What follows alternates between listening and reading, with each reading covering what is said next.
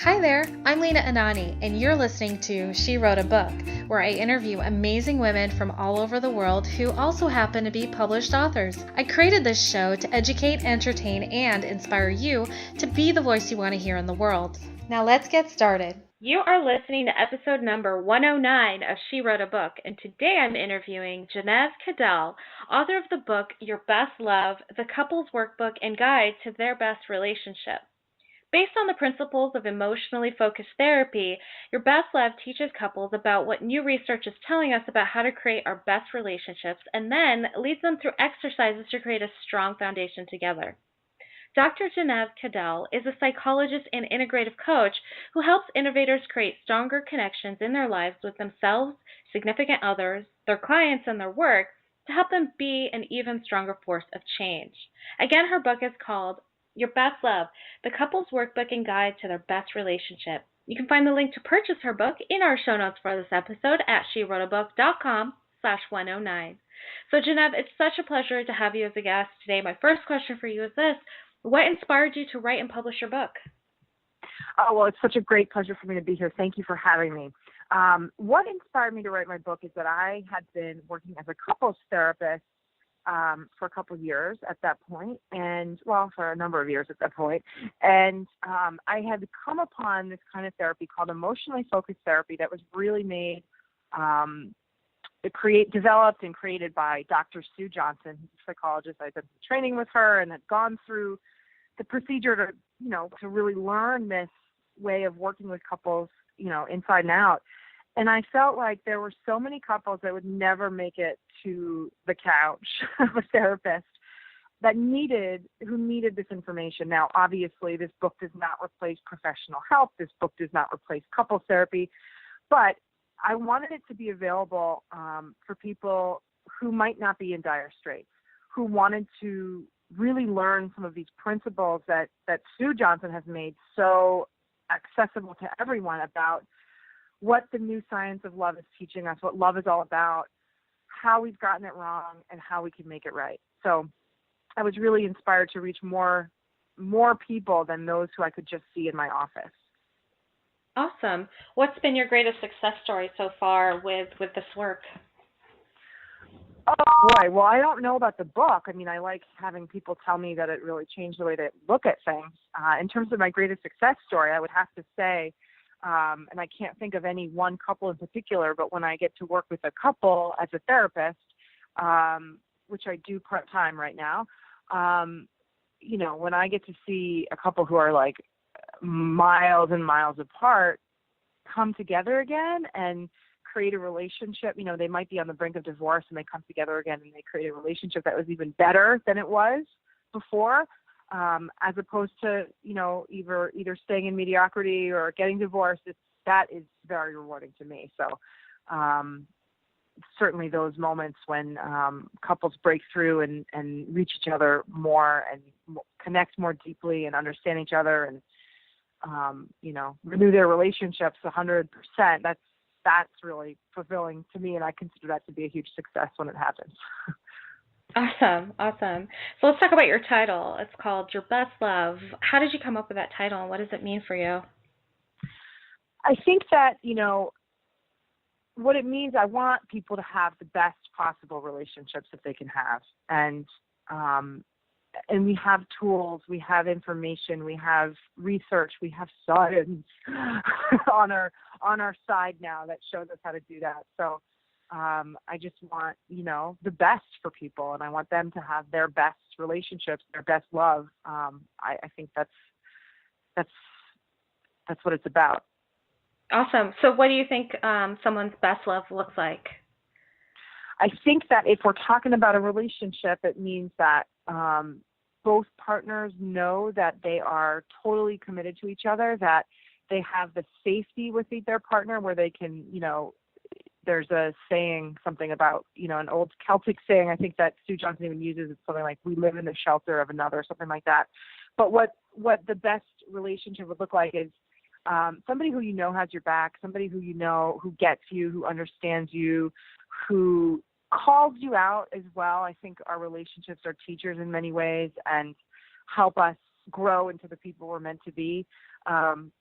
But all the science shows that when you have this strong emotional connection, which is what it's all about at the end of the day, when you have a strong emotional connection and you feel supported and you feel safe, and that is what a strong relationship is. And when we have that, our brains are literally more resilient to pain. We can actually feel less pain. And I mean, I won't go into the science about it all, but we're braver, we're more bold, we put ourselves out there that much more fearlessly. And so that's what a strong relationship is when you have that safe and secure emotional connection to challenge your other half, to be an even better person, so that you can meet that challenge yourself as well, and that you're not alone, which is huge. Yeah, that's awesome. Sounds like the benefits are amazing too. For the benefit of the listener who's in a relationship right now and tuning into this episode, and they're wondering, okay, well, what are the red flags I should look for to determine if this is the right book for me? So I'm going to throw that question out for you. Okay, so if this book is, if you're in a situation where, I think one of the main things that is important to mention is that some relationships are not really appropriate to be, I guess appropriate isn't the right word, but this book in particular encourages emotional vulnerability, it encourages closeness, all that. And when you're in a situation, if you're in a situation where you not only do you not feel safe, but you actually might be in danger if there's any emotional abuse. And I'm not talking about like below the belt remarks or fighting or anything like that. That is totally, kind of normal in a distressed relationship. But what I'm talking about is if you are, if classic red flags about being in a, abusive relationship, if your partner is, cutting off your ties to other important people in your life, if there's a system of dependency that's set up where, you have to rely totally on your partner, if you don't feel safe to do certain things, if there's any kind of abuse whatsoever, physical, emotional, that's where this book is not going to help you, unfortunately, because this book encourages emotional vulnerability. And if it's not safe to be vulnerable with your partner, right, if you might actually be in danger because of that, then I would really suggest that you go to the website, thehotline.org. I think, I want to make sure I'm getting this right, but thehotline.org, which is a website specifically for people who might be involved with domestic violence. You can also call them at 800-799-7233. That's the National Domestic Violence Hotline. This is not a trivial issue. It's a lot more common than we think. So I would really encourage anybody who might be in that situation to call them or to go to that website, or if you know somebody who's in that situation. This book is not for somebody in an abusive relationship. So that's like the main thing that I wanted to mention. Other red flags, if there's any kind of, real severe substance addiction, that needs to be taken care of before you can really connect to your partner in the way that you both deserve. There's a really great TED Talk that I'll throw out there. Now I'm blanking on the guy's name, but it's basically, there's a TED Talk. If you look it up, sobriety is not, Now I'm backing myself into a corner because I can't remember exactly what it is. But basically, it's like sobriety is not the cure for addiction. Connection is. So, but sobriety is important if you're in, if there's any kind of real bad addiction going on, or if there's any, serious mental health crisis going on, then I would also advise that you seek professional help for that too. Well, I'm so glad you touched upon those issues. I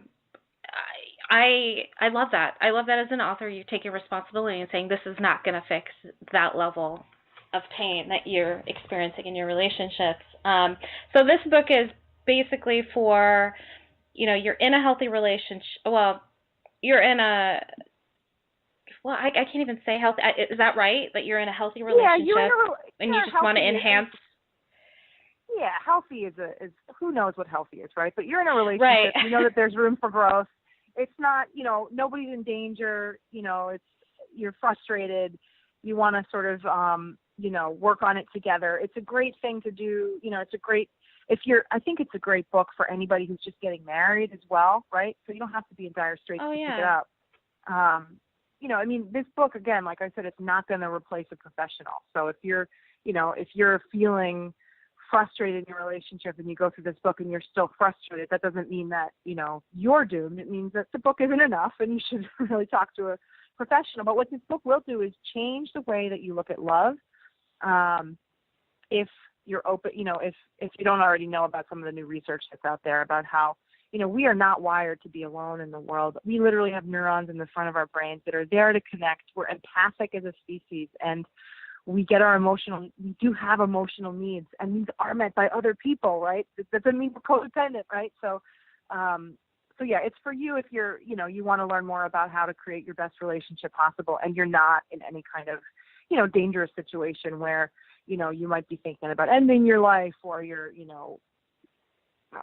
partners or you are using all the time, or if there's any abuse whatsoever. So I hope that clarifies things.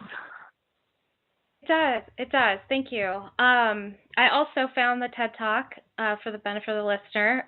It's the speaker's name is Johann Hari, Hari, and the name of the TED Talk is Everything You Know About Addiction Is Wrong. I'm guessing that's the one that you're talking about? That's totally the one. Thank you so much, Lena, for pulling that up. Absolutely. That's it. Perfect. Yeah. I can't wait to watch this as soon as we finish this interview. I'm hopping up right on and watching it myself. It's kind of cool. I can't wait to hear what you think. Awesome. So, Jenev, what do you love most about being an author? I love that I was able to not only, a lot of the stuff that I wrote about was based on Sue Johnson's work, which has been so influential to me, but I was also able to bring in other parts of other authors, other, thought leaders, other, forms of just other influences in my life. I was able to bring that together and, put my own voice into it and talk about how to make it mine in terms of my own experience with couples, and lay it out in a way that I think is, and I've gotten feedback, is helpful, hopefully. And to be able to have that kind of creative outlet to be able to say what I want, So that's what I like as well. Brilliant. I love it. So, Jenev, thank you so much for being our special guest today. We will have a link to your book in the show notes for this episode, and our listeners can find that at SheWroteABook.com/109 to learn more about our author and her awesome book. So thanks again, Jenev. It's been a pleasure. Thank you. My pleasure. Thank you so much. Thank you for listening to She Wrote a Book. If you enjoyed this episode, then subscribe now so you can automatically get access to all new episodes, and feel free to share your inspired thoughts with us in the comments too. I'd love to hear from you. Until then, may you always feel good and make magic.